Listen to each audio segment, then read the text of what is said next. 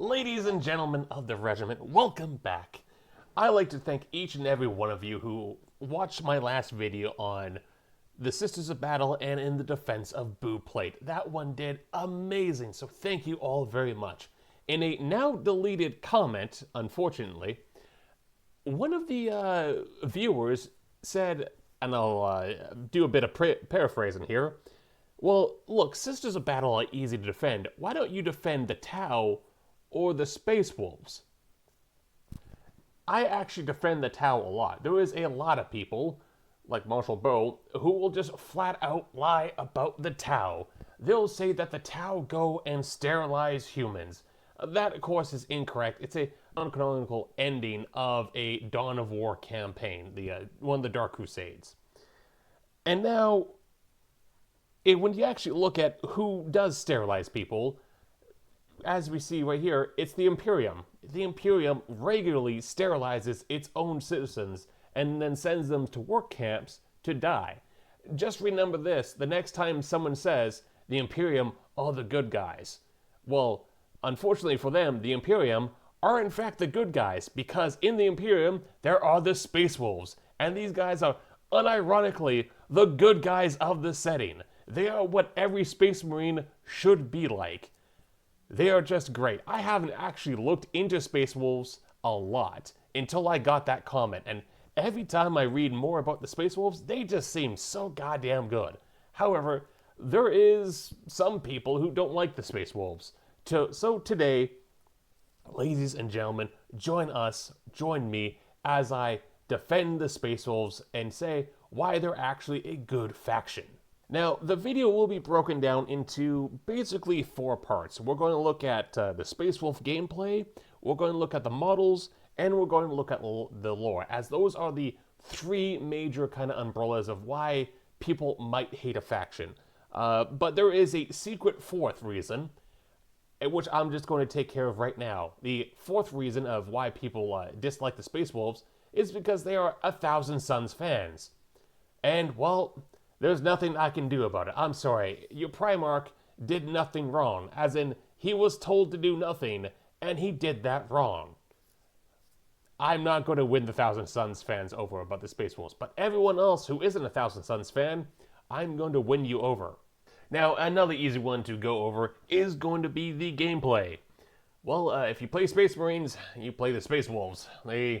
Although they do have some changes to the Space Marine format, they're basically, at the end of the day, just Space Marines. The meta changes all the time, points changes all the time. I haven't seen anything too offensive about them. Going back to the Tau, there was nothing that was like so completely broken that everyone and their dog was just like, this is a problem. I haven't really seen that. If there has been a an addition that the Space Wolves are just brutal and oppressive, please leave a comment down below. But I haven't seen it. I've done some Google searching.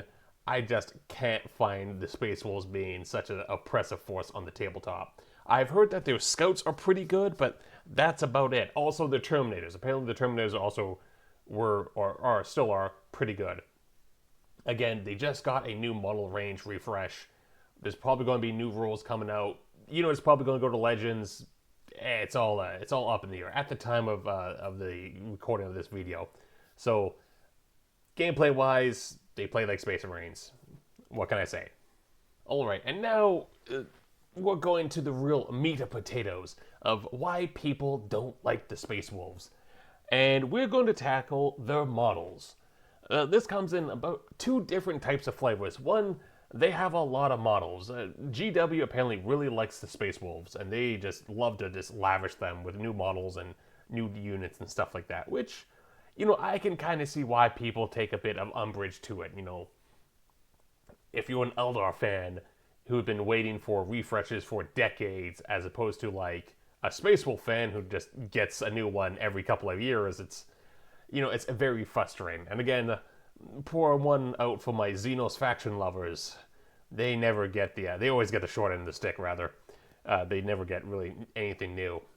Although, again, glad that the Eldar finally got a refresh, because God help them, they really needed it. Now, when it comes to the models specifically, It's more or less their naming conventions. Now, the Space Wolves have a very, very strong faction identity, and that has to do with wolves. For example, they have the Wolf Guard Battle Leader, a Wolf Priest, Wolf Guard Headtakers, Hounds of Morkai, the Wolfen, Murder Fane, Storm Fane, Storm Wolf, Cyber Wolves, Frisian Wolves, Thunder Wolf Cavalry, Wolf Guard with Lightning Claws, Canis Wolfborn, Wolf Guard Terminators, Grey Hunters, the Wolf Guard, Rune Priests, which aren't technically too bad to be honest with you, but as you can see, also Wolf Scouts. I can't forget the Wolf Scouts. Wolf Scout Sergeants. Like, they love the word wolf. You will see something, either it's going to be wolf or something to do with a wolf in their naming conventions. Now, that could be rather annoying. However, there is something to say about having a strong faction identity. For example, I normally play Age of Sigmar. And in Age of Sigmar, there is the Stormcast Eternal. And those Stormcast Eternals are divided into Storm hosts, kind of like Space Marine chapters.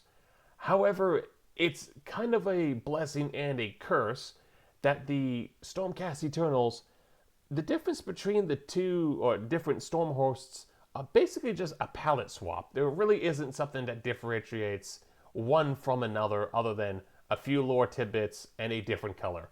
When you come to the Space Wolves, you know you're fighting Space Wolves, because god damn it, there's going to be Viking Space Marines and wolves everywhere.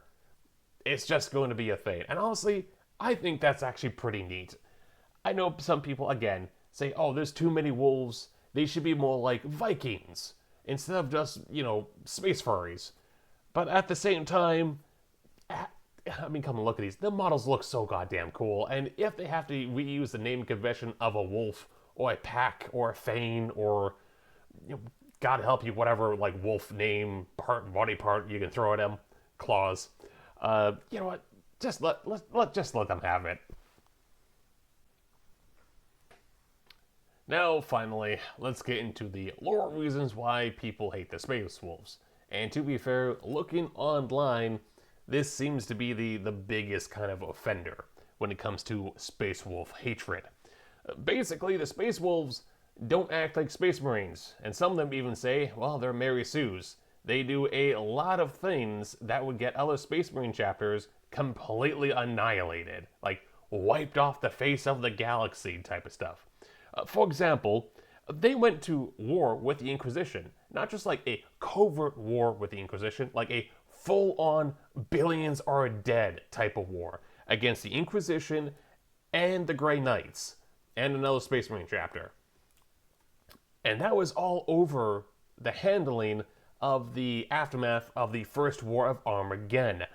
Basically, alluding to the little point that I made at the start of the video, the kind of standard operating procedure when it comes to dealing with a planet after a demonic incursion, or at least during the time of the edition where this lore was written. The standard procedure was to get all the people who saw the demon, or if they even thought they saw the demon, sterilize them, put them into work camps off planet, and then repopulate that planet with other people. This is, of course, to ensure that chaos incursions don't pop up some decades later. Like the Inquisition are just trying to cover all their bases, and it is a very brutal way. Although this way is slightly less than an Exterminatus, where everything on the planet is just completely wiped out. It's the Inquisition way of giving a bit of mercy in a very strange way. Space Wolves, however, don't see it like that. And after the First War of Armageddon, decided to actually save the population that was destined to be sterilized and worked to death on some off-world hellscape of a colony. So they went to war with the Inquisition. Absolutely just a knockdown brawl. Killed a master of the Grey Wolves. Sorry, not Grey Wolves. Master of the Grey Knights. Like decapitate them. In fact, a lot of people have their heads decapitated during this lore. It was at least like 4 different people get their heads cut off, which is kind of nice. And yeah, they basically get scot-free. They basically, after this huge bloody war with the Inquisition, they both sides come to a truce, and the Space Wolves basically suffer no punishment. That is rather remarkable for that to happen. Just absolutely. And then there's like other things, like for example, the Space Wolves aren't actually a chapter; they are a legion. Now, most Space Marine chapters, or rather, most Space Marine factions are designated as a chapter, which is a smaller strength, and this was made after the Horus Heresy to ensure that Space Marines do not kind of rise up against Imperium, just like the Horus Heresy. However, the Space Wolves said, no, we're going to stay as a massive legion, and there is nothing you can do about it. To Gilliman, who had this whole plan. And they were actually completely correct. Gilliman couldn't do anything to prevent the Space Wolves from keeping their legion. He simply could not risk it. There was a legion of Space Wolves. If he was trying to force the issue, it would be another civil war, and they were coming out of the Horus Heresy, which absolutely devastated the Imperium, like to a mythical degree. So they understood that Gilman couldn't force them, and that's kind of, I don't know if this is intentional or unintentional, but it's actually really brilliant writing, because the Space Wolves, as a whole understand the key rule of the galaxy. The Space Wolves and the Orcs understand one rule, and that is might makes right. If you have the might, you determine the rules. The Space Wolves are a legion. They make the rules, and no one else can force them to do something that they don't want to do. As a legion, individual Marines, that's completely different, but as a legion, as a body, as a force, no one can really tell them what to do because they will throw down at a drop of a hat. Another thing that kind of is a bit, I'm not going to say Mary Sue, but really sticks out about the Space Wolves is the fact that they turn into wolves. Well, not really actual wolves, but there is a huge Gene C mutation. Basically, when someone becomes a Space Wolf, they drink from the cup of Wolfen, which has actually nothing to do with wolves. That's actually the first guy who got transformed. His name was Wolfen. It just happens to be like that. And the Space Wolves basically have to fight the beast inside constantly. And if the beast ever wins, they turn into Wolfen, which kind of look like a heavy metal version of Wolverine. They just look cooler, to be honest with you. However, they basically lose any sense of rationality and just become blood-starved wolves who just want to just rip and tear and do all sorts of fun things. They can be kind of controlled, or at least parlayed with the priests.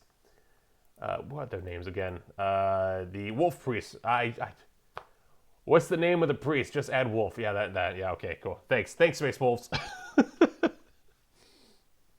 They can kind of be like parlayed and a little bit controlled by the wolf priest, but like it's not like a huge like cement deal. It's not like a permanent thing that they can do.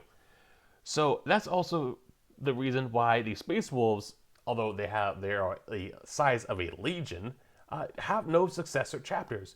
Their mutation is completely unstable. If you try to copy them, you will very quickly descend into one of the Wolfen. So that's kind of a drawback. And you know what? I kind of like that drawback, to be honest with you. At the same time, people will rightly point out that Space Marine chapters have been annihilated for lesser mutations. And I will circle back to my first point that might makes right, and the Inquisition is definitely not going to try to force the Space Wolves to do anything, because they know exactly what happened the last time. So a bit of a shorter video this time, talking about the Space Wolves and in defense of them.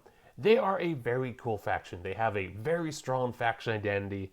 When it comes to the lore, they're pretty cool. They're like what the soul believes a Viking should be out in space. And you know what?